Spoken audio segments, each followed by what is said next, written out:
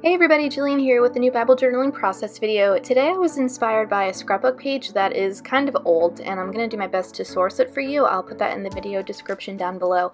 But I thought it would be fun to create a similar looking page in my Bible using washi tape. So I've got my quiet time journal here, some printables from the print and pray shop, and paint, and this washi. So just like you saw the chevrons in the background of the inspiration piece, I am going to try and recreate that with this washi tape from the Wildflower devotional kit. Now, I'm just going to show you how I put it down. I didn't end up using this in the end, spoiler alert, although I did use the same technique. So what I did was just ripped off a piece of washi tape and put it down my page at an angle, so like making the left line in a V, and then I ripped off another piece and lined it up. The angle is different, as you can see, and lined it up so that when they overlap they would create like a nice looking V with a point. My angles got all messed up here. That doesn't really bother me because I knew I was going to be covering up the majority of it, so I wasn't super concerned that it wasn't straight. Being super precise isn't fun for me anyway, so even if I wasn't covering it up, I probably would have left it. So I'm just going to work my way down the page, and then when I get to like here, the binding, I will just rip off the excess washi tape. The same thing with the other pieces. I'll just take my scissors and run it along the edge, trimming off any excess. I'm trying to determine here, do I want one more? My plan, as I just shared with you really quickly, was to take those 4 boxes, fill them with journaling, and create a grid on top of this, just like in the inspiration piece. So I decided to go for one more chevron down my page here, and I'll just deal with that excess later. So I'm journaling in the book of Deuteronomy. At the beginning of May, I started reading through it.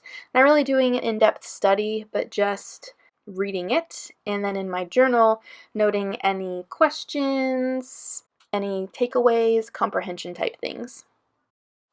I'm using one of the illustrated faith paint cards to push the washi tape down into the binding there and then ripping off any excess. So when reading through a book of the Bible, I like to read through a whole book at one time. I use the plan that prefaces each book of the Bible in the She Reads Truth Bible. I do like the background info they give for each book and all of the extra bits, and especially the reading plans. Each book, depending on the size, they'll break down into a 3 or 4 week reading plan, break it down into chunks, and then give you a couple of other passages from the Bible that coordinate with what you're reading that day. Alright, so next up are my journaling boxes. This printable set was created by Sarah Gleason, and it's called In This Storm. It's in the print and pray shop. I'll link it below. And I decided to use these along with my Tim Holtz foam alpha stamps, and then you know that I like to use these with acrylic paint rather than ink. So I'm going to mix using like a magenta color and a lilac acrylic paint, which is totally dried out, by the way. A color that kind of matches what's in the printable. I really like that color. It's really difficult to find it in a bottle, and I usually have to mix it. So I'm just doing that on my palette here, and then I'll use the brush to put it on the foam stamps. I'm going to spell out the word fulfilled, and I have a piece of scrap cardstock that I'm just going to stamp each letter on and then hand cut them. Don't worry, I will not make you watch the whole process. And just like that, they're all stamped out.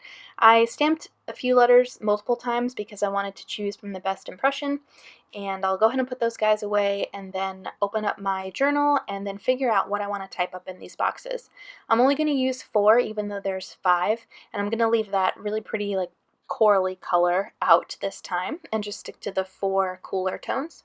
So in my journal here, I was reading through Deuteronomy 1, and we see a lot of ideas or people even that were mentioned in Genesis, events that happened in Exodus, repeated here in Deuteronomy. It's kind of like it actually is Moses reminding them of all of this before they enter the Promised Land. And in Deuteronomy 1 in verses 8 and verses 10, there's specifically 2 verses or 2 things that are mentioned that made me think of God's covenant with Abraham back in Genesis 15, which I'm sure is no coinkydink. So I wanted to note that here. Now let's get back to the page. So I have my guys cut out and I'm figuring out where I want to place them. Originally I had thought I'd put the title across the bottom, but it was just feeling a little flat. So I decided instead to rotate it 90 degrees and have it going vertically up the page, which I think is really fun. But at this point, it was looking really busy. It's a lot of pattern on the washi, a lot of words, boxes, text, and ultimately I ended up switching out the washi tape for something a little more neutral. So I'm going to very gingerly lift the washi up. I did tear the paper a little bit, but not so much, and there was washi tape going directly on top of it, so it was okay. So I ended up swapping it out for the Lauren washi that was in the Illustrated Faith shop. I'm not sure if it's still there. And then I realized that I wanted to add a few more embellishments, just like the inspiration page, so I looked to the Arise devotional kit, which has a bunch of die-cut pieces in it, and so I planned to use some of the stars along with these other printables, and so I went through and set aside those that matched the colors that I was already using. And so I'll go ahead and lay everything out on my page again and then get it stuck down. Okay, so like I mentioned, it's no coincidence that Deuteronomy 1:8 sounds like Genesis 15:18, where God says to Abraham, "To your offspring I give this land." Deuteronomy 1:8 says, "See, I have given you this land. Go in and take possession of the land the Lord swore he would give to your fathers." And then Deuteronomy 1:10, which says, "The Lord your God has increased your numbers so that today you are as numerous as the stars in the sky."